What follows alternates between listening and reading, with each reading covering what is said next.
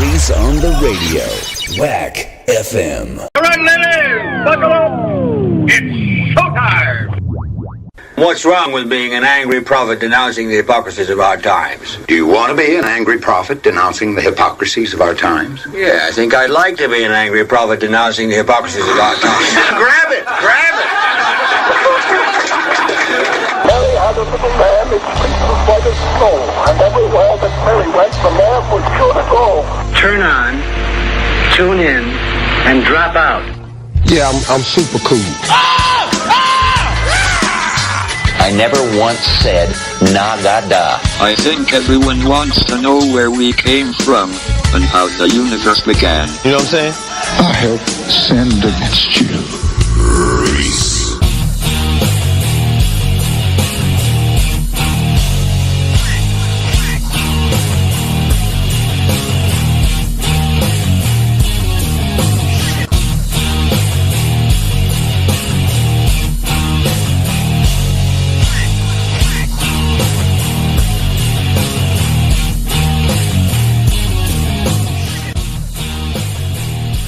Hello, all of you nasty scallywags out there. What's up? It's the world's most hated, most racist online show in America. You know who it is. It's Reese on the radio on Whack FM Music News and Talk Station. Hello, John Beckman. Hello, Carl. Welcome all of you to the show. Plenty of news, plenty of views to get into today. We will talk about it. Folks, hello, Rick. What's going on, my brother from another? So plenty of stuff to get into today, folks. Hopefully that we will not have the same issue that we had yesterday. I did some tweaking around. I may have to just get rid of some video that's been on the screen that actually was hindering me last night and really was plaguing my system. I put in so much information on this platform for you that sometimes in doing so I literally load up so much stuff that it ends up slowing the system down. So I have more info than I need sometimes, so I gotta really parse it for each show, and sometimes I want to go back to things that I can't. Yes, that's right. Look at me with the collared shirt, Amy. That's right. Look. Let me tell a little story here as we get into this. This is my favorite shirt.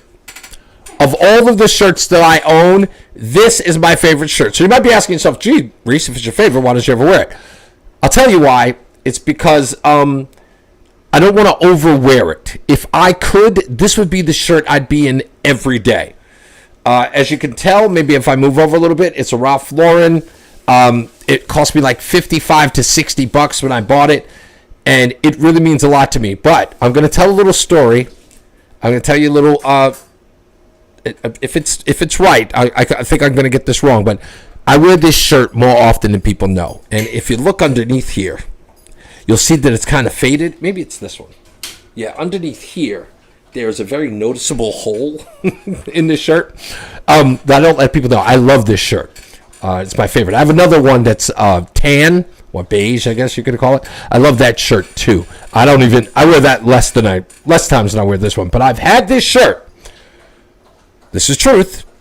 I've had this shirt for over 15 years. That's true. Shirt is Columbia blue. Do you attend Columbia? No, I do not, and this is just a Ralph Lauren shirt. Rand Paul handed it to Fauci today. Yeah, that was a great exchange. I was going to air that, but I'm not going to do that today. I will air it at another time to talk about the Dr. Fauci and Rand Paul exchange, because I wanted to get into what that was about with Dr. Fauci with the pointing of the fingers, and he was doing this a lot. You, sir, are a lying piece of garbage. You, Mr. Rand Paul, lie like a rug. But I didn't really prepare to insult you today. But you're a liar, sir. You lie. And Dr. Fauci was getting all in his feels today. He's sick and tired of being told off for being a piece of trash that he is. However, I've got other stuff to talk about, things that I have wanted to get into before. The White House colluding with Facebook to censor you. Amy Klobuchar saying that Facebook needs to do more to censor you. These people are showing who they truly are. They are oligarchs. They are communists. That's what this party is. We tried to warn you a long time ago, but you people don't want to listen to us, and that's fine. You don't want to listen to us, that's fine. But you'll hear it for yourself out of their mouths. So you don't have to listen to me. That's not what they're saying, Reese. That's not what they mean. Like you hear the words coming out their mouth, but you're telling me that they mean something else. Also, I want to talk about this white woman who told me that I am not allowed as a black person to say whether or not I'm obsessed. White people will determine that for me. And according to white people, I am oppressed. Stay in your place, nigga. I'll break that down for you. Yes. I'm telling you, that's what the white woman told me. That's what she said in so many words. She said, listen, Negro, I am white. I am privileged. I know more. I am smarter than you. You Negroes are not educated. And you're oppressed, and I am your oppressor. So sit down in your spot, and you will do as I tell you. Be oppressed. Sit. Stay. Stay.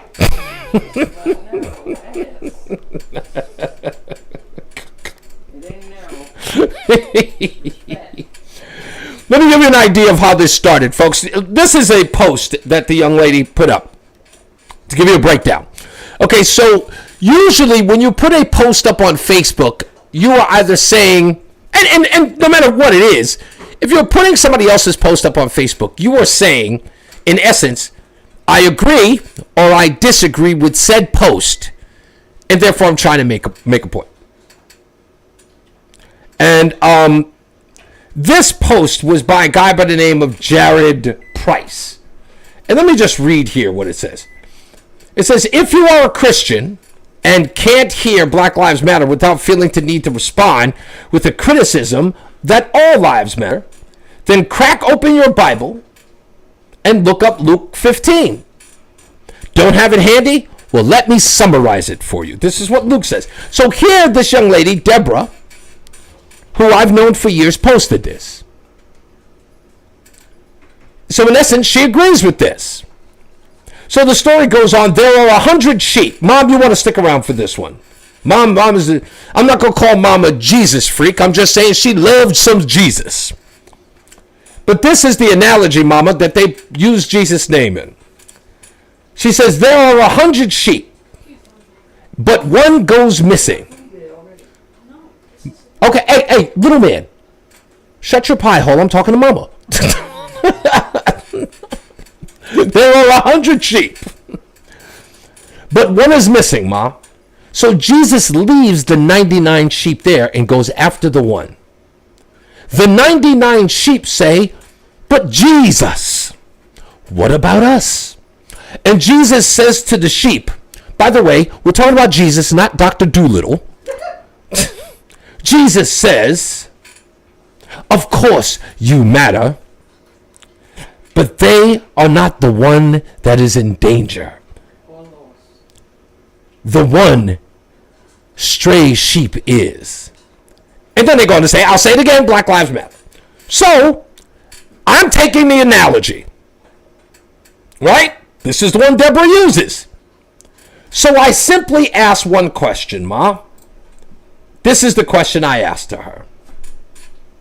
The government and white people are not Jesus, and we blacks are not sheep. To compare us as such is the soft bigotry of low expectations. In a country that produced the likes of Booker T. Washington and Ida B. Wells during a far more turbulent time than blacks in this country, to read such virtue signaling about blacks needing saviors is an insult. My Black Lives Matter to the only person that it should matter to, me. Well, this didn't sit well with the white woman. Because the white woman says, sorry, nigga, you're oppressed because I told you so. She then writes, I'm not a Christian. I don't compare people to sheep. The Bible does. The post points out hypocrisy. Well, wait a minute. If you're not a Christian, who the F are you quoting Christian doctrine? Amen. She says that the Bible doesn't compare people to sheep. She doesn't compare people to sheep. The Bible does. Well, actually, I didn't read that in the article. I didn't read that in Luke. It's talking about Jesus, talking about the sheep and why the one sheep that got away was important. I mean, if anything, it's about virtues, but it's not suggesting that people are sheep. It's suggesting that the one sheep who is alone is in danger. But apparently she's not a Christian, but she knows Christian doctrine well. She goes on to say, don't come for me because you don't care about social justice and fully support a monster. I don't know how this has anything to do with Donald Trump, but apparently it does. That is your own burden to bear. You might be able to impress your peers with your act, not me. C-, B at best. Keep trying. I said, oh, okay. No problem. So I responded again. Hey, Deborah, who is Jesus in this analogy? I didn't write the comparison. You posted it, and it has holes. Remember, you're speaking for either Jesus in this scenario or the sheep. Which is it? As a black man, this analogy is denigrating. It implies that we are sheep who need care and direction. Try addressing my point if you take issue with it. If you're not virtue signaling, if it don't apply, let it fly. But you can't handle that. Oh, no. So now, all of a sudden, she's angry about Donald Trump. This has nothing to do with Donald Trump. She goes on to say, oh, now he's not bad in your eyes? You're full of it. Find someone else to do this with. It isn't me. I don't even know who you are right now. Oh, I don't know who you are right now. Yes, you're not the black man I want you to be. I'm going to need you to be a better Negro. I'm going to need you to work on your Negro. Your inappropriate Negroism is not showing right now. It should not be showing right now. You are a piece of work, friend. Maybe from now on, you will think about what you say and to whom. Burning bridges and forgetting names. I haven't deflected anything. You just posted your essay to the wrong page, and it didn't go the way you hoped. Oh, it went exactly the way I hoped. It went exactly the way I hoped. It showed that you don't like different Negroes. Nigga, you better be oppressed or not. Get your oppressed ass over there. Stay! Stay! Stay!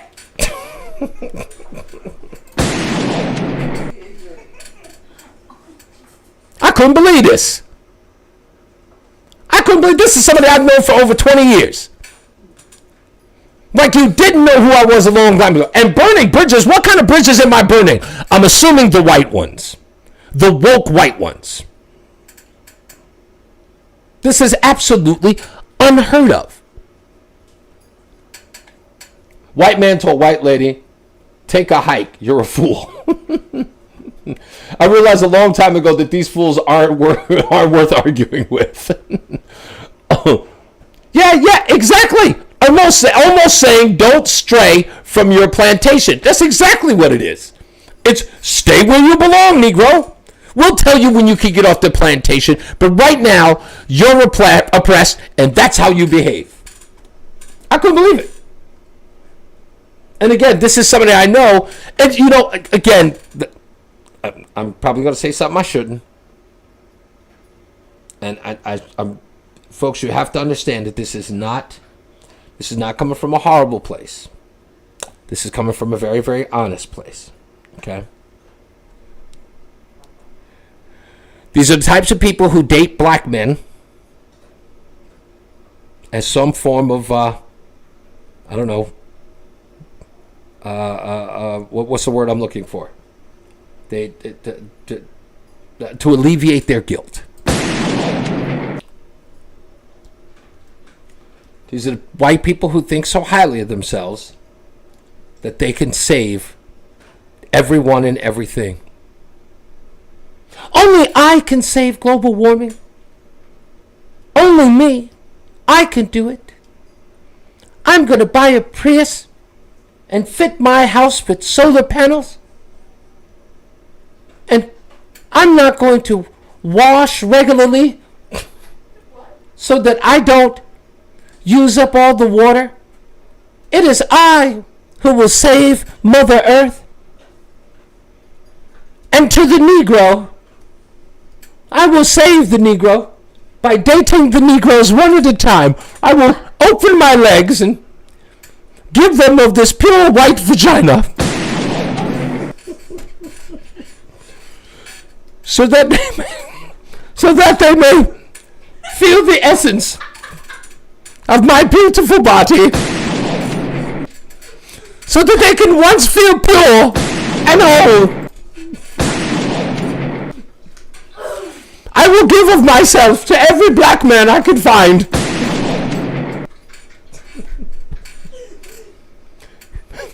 I will extend my white privilege through my loins.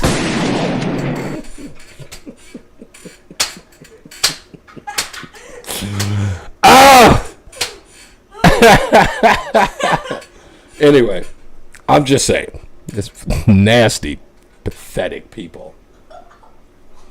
like we're not supposed to get that. Like, we're not supposed to understand that.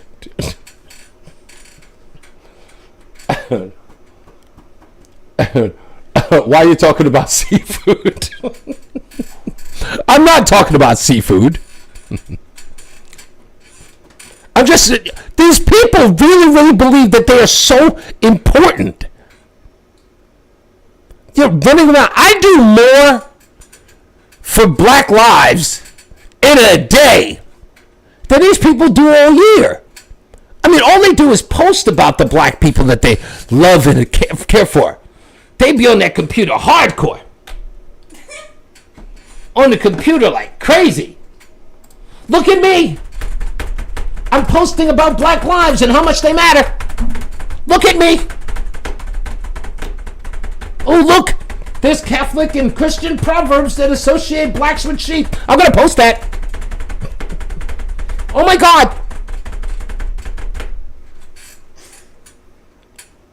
I mean, no, is anybody really impressed? Who are these black people who are impressed by this? And a word I'd like to say.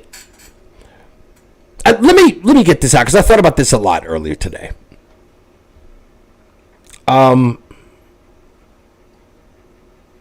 Richard Blumenthal is the senator from Connecticut, and during his election back in the early 2000s, he got into a lot of heat.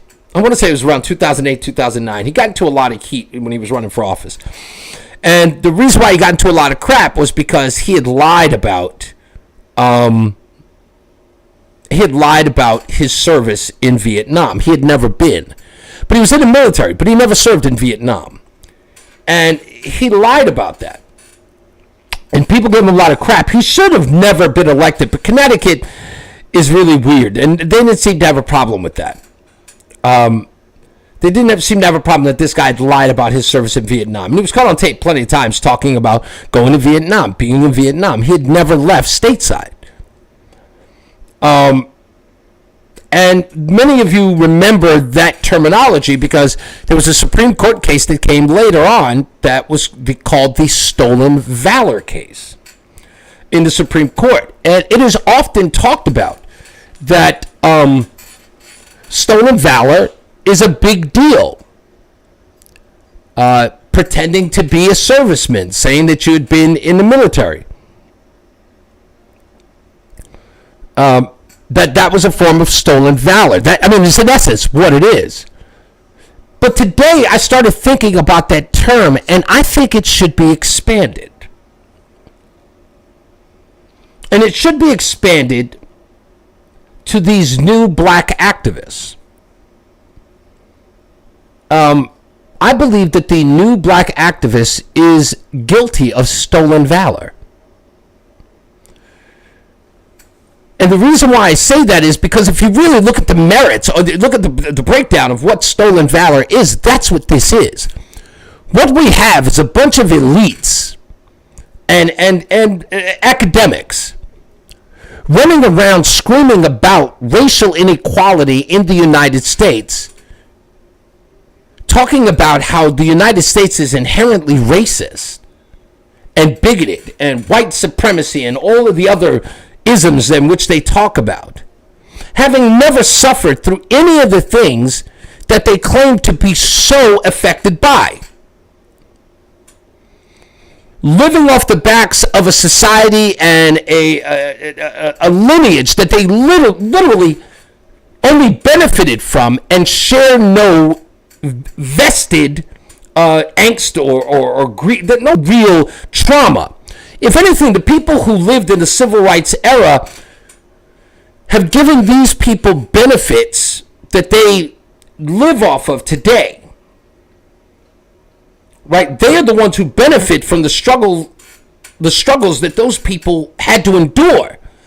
From the water hoses to the attack dogs, to the segregations, to the eating at the back of the lunch counter, to the lynching, to the raping, to the pillaging. All of those people dealt with that, lived through that, so that life, in essence, today for African Americans could be a better place. Those people sacrificed, truly. Now people today wish to take their grievance and profit from it, which I believe is nothing more than stolen valor. It isn't to say that slavery, Jim Crow, whatever racism it may have been, doesn't affect us in a linear-like linear-like way or ancestral way. I'm not suggesting that. But I do believe that there are a lot of people who are screaming and crying, as they are, about things they never had to endure. You can't sit and protest on a college campus about oppression, white supremacy, and racism when over 90% of black kids who look like you can never ever be in a position you're in. Yet those kids are not in the street protesting. Those kids are just in the street trying to survive on a daily basis. Sure, they may think as though the country is a racist and bigoted place, but they're not the ones out in the street protesting. They're not using the platforms in which Jamil Hills or what's this other piece of garbage, Mark Lamont Hill. That these people are. That Mark Lamont Hill is a 6-figure college professor who has a TV show and he's podcasting and he's making hundreds of thousands of dollars. People who work at the New York Times, probably the second largest newspaper in the nation, screaming about how oppressed they are. Having never lived in their actual hood with average African Americans. They talk about black people as if they're not even in the room. Like they can't hear those voices from those people. They talk about them in such a removed place. Sure, they want to talk about what black people are enduring under quote-unquote white rage, but they're never there to talk about what actual black people deal with on a regular basis, and that's black-on-black violence. The murders of young children on a daily basis, the criminal element that is in their society and lives every day. These people up on high, these elites, this ruling class of blacks, they never wish to talk about what really ails black people within the black community. This made-up orthodoxy of that what's really plaguing the people of Harlem, what's really plaguing the people of Brooklyn, what's really plaguing the people of East St. Louis is this menacing force of white supremacy that's keeping them down. The fact that we're really believing that the reason why young black gang members are shooting other young black gang members and children of color, innocent bystanders, that the reason why that's truly happening in this world is because of Donald Trump supporters is laughable. But Deborah believes that. People like Deborah believe that. And I don't even think that they believe that. In fact, I'm going to go so far as to say they don't even believe that. But I do believe that they think that black people are dumb enough to. Why not? They've fallen for everything else. Oh, let's get real. Let's get real. Haven't they fallen for everything else?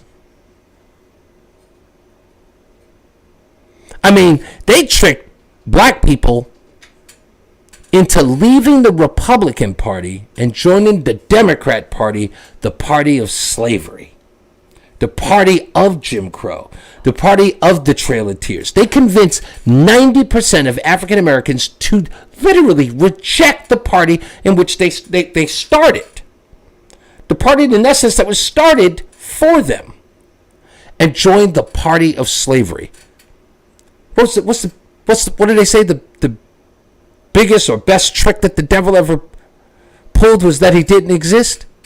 Negroes, pendulum, swing, Lyndon Johnson. We gonna pass that nigger bill and they'll be voting for us for 200 years. Black people fell for it. With that as your template, why do you think it is that they've been repeating this nonsense to people of color for the longest time?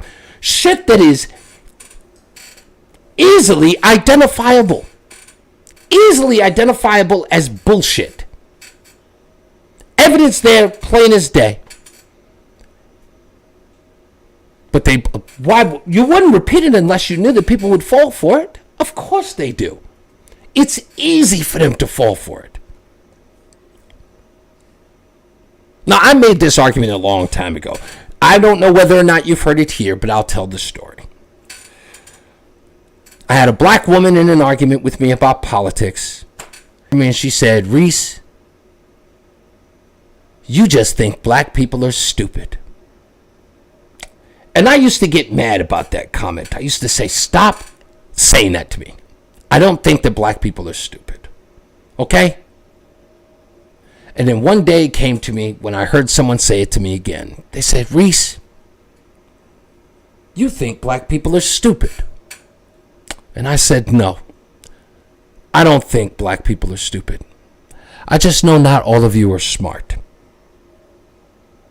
And that goes for anybody. Some of you are just not smart. Some of you need to believe these tropes. Some of you need to believe these dog whistles. Some of you need them to be true. Not for any reason other than, there are other reasons. Everyone's got their reasons for believing in nonsense. Some people need to understand, maybe the reason why we're a failure is because white people won't let us. Okay. So, in essence, you're saying that the reason why you can't get ahead is because there's some nameless, faceless white person that is individually stopping your success. Yeah, Reese. Tell me how. Well, through the system, they keeping us... Okay, explain to me systematic. Like, it's clearly that the system is doing it, right? They created a system. So what part of the system is stopping you from achieving? And it always comes back down to education. See, what they teach us in school. Well, Negro, you don't have to have school. Drop out right now. Don't nobody need school. I dropped out. Plenty of people I know dropped out of school. Very successful.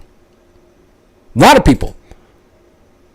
Everything that you can learn in school, you can learn right now on the computer. And right now, everything that you need to learn in school. Tell you right now, you can take a free course to learn how to do it. You just don't get the degree, but you can learn it. So it ain't school. That's bullshit. So what else is there? What else is stopping you? And they won't tell you because there are no answers. It's simple. It's a real easy fix. It's always they and them. I guess, is that the proper pronoun for them? They gonna keep you. They gonna stop you. They ain't gonna let you. Who the F is they? I'd love to know who they are. But no one can ever answer me.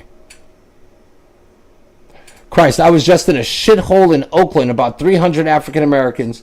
Never had a better time. The racist shit is... Of course it's bullshit. Everybody knows it's bullshit. Mark Lamont Hill and Jamil Hill are just current day Jesse Jackson's and Al Sharpton's racist. I don't think they have the remote impact or leverage that a Jesse Jackson or Al Sharpton do. I think that they're just people who are on television who just promoting the same mantra. In fact, in some cases, I think they're going a step further than them, but they're just media personalities who will always have a job because to fire them would be racist. They've secured their positions in life. They can never be fired, ever be fired from their platforms or their respective platforms because it would be deemed racist no matter what. Colin Kaepernick came in too early. If Colin Kaepernick were back today, he could never be fired from his team. Never. And if he was released, he could only be released on the condition that he got a starting position at another NFL team. And speaking of which, if I may, there was a story about Colin Kaepernick today that I actually wanted to get into. I must have gotten rid of it. Did you know that Colin Kaepernick started his protest on yours truly's birthday 5 years ago? I did not know that. On August 14th, 5 years ago, was when he first took a knee. Why my birthday? Jesus. You're going to F up my birthday. Anyway. Today I want to talk about misinformation because we got to talk about Jen Psaki today, the White House press secretary. We have to talk about it. And we have to talk about this that everyone's using now called misinformation.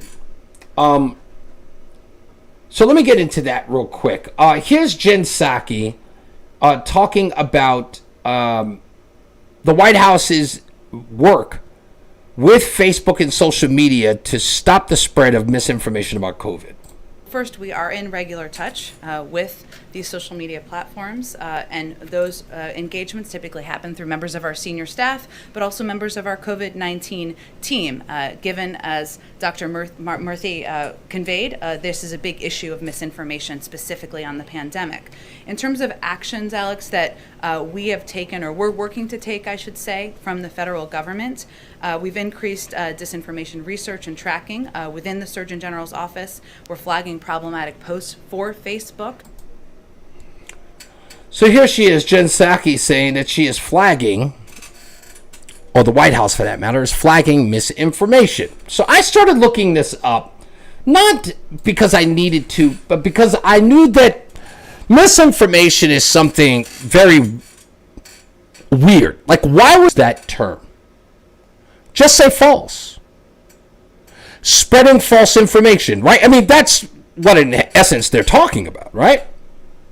People are spreading false information. Why not just call it that? But Jen Psaki wouldn't. The words that they've been using is misinformation. And I'm sorry, but the world that we live in today, words matter. So here, I looked up misinformation.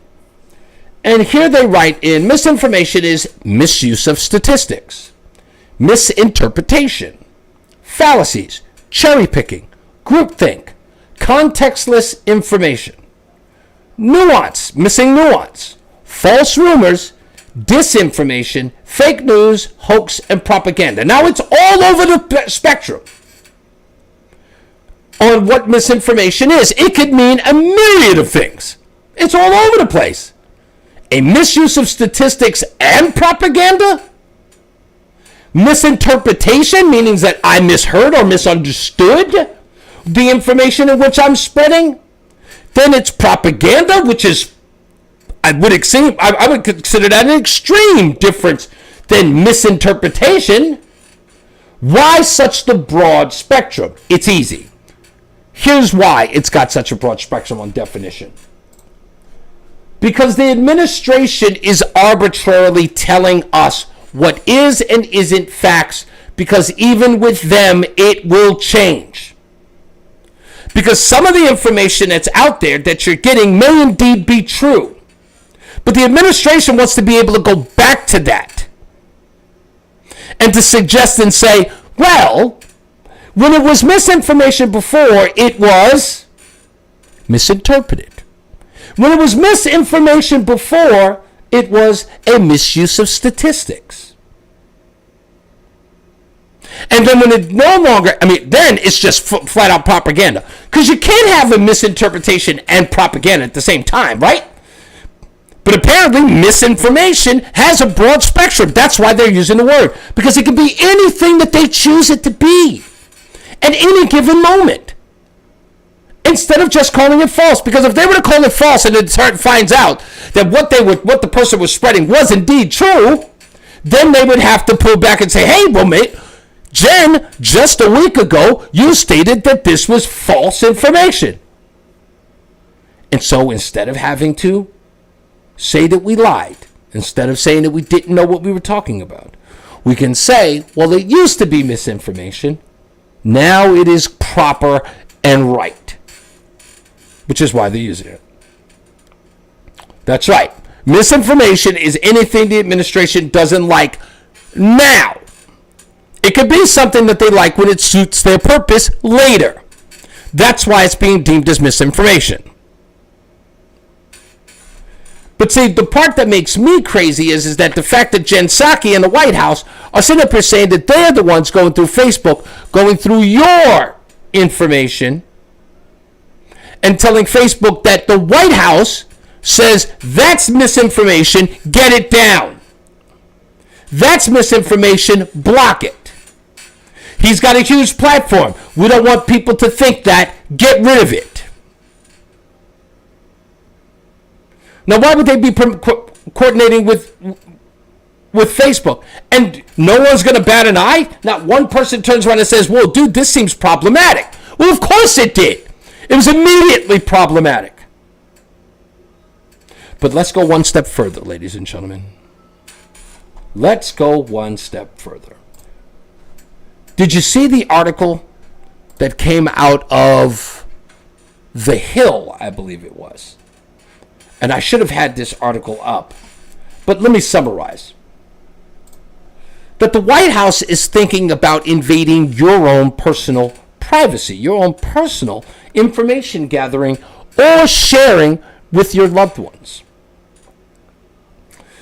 There was an article that came out that said that the White House, the Democrat Party in general, was floating the idea with the telecommunications companies that would flag your private text messages to your loved ones or to other individuals that spread what they deemed as misinformation about COVID or about vaccines. And they would flag said text and then keep your loved ones from even receiving them. That is almost insane. It's downright communist. Yeah, it sounds like China's or Cuban government tactics. It's exactly what it is. But remember, there are a bunch of people out there, your friends included, who would look at this and say, but look, man, we don't want people to die. And I keep asking this question. You know, just hear me out on this. People think I'm crazy when I say this. Do you really